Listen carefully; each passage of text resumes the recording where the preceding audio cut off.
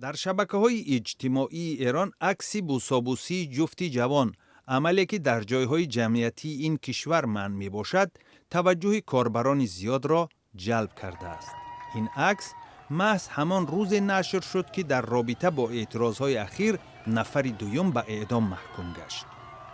دادگاه انقلابی جمهوری اسلامی تاکید کرده است که محکوم شده دشمن خدا بوده در آشوب‌ها سهم داشته است.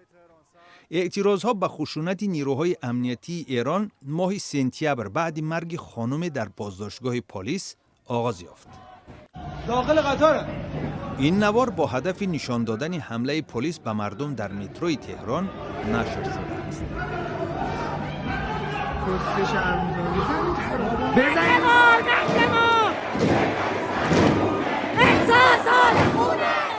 در نوار دیگر زن در داخل مترو نمایان می شود که حجابش را آتش زده، ازدحام بزرگ شعار اعتراضهای اخیر را تکرار می نماید.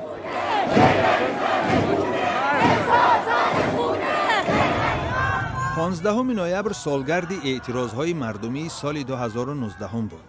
اعتراضهای امساله بعد مرگ خانم 22 ساله مهسا امینی در بازداشتگاه شروع شد. پلیس اخلاق او را برای نپوشیدن و یا نادرست پوشیدن حجاب به حبس گرفته بود. در این نوار یورش نیروهای امنیتی ایران به بینای در شهر تهران ثبت شده است. گروه نروژی حامی حقوق بشر با نام هنگاو میگوید 15 نوامبر شمار بزرگ اعتراضگران کشته شد. این گروه مهاجران ایرانی حامی حقوق بر پایه معلومات گوناگون گزارش می‌دهد که در اعتراضها بیش از 300 کس به قتل رسید.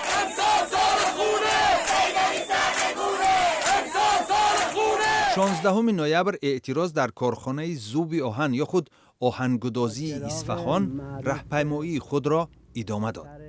در شهر شیراز صحنه بوسه مشهور شده در شبکه‌های اجتماعی، تاجران دکان‌هایشان را بسته بودند.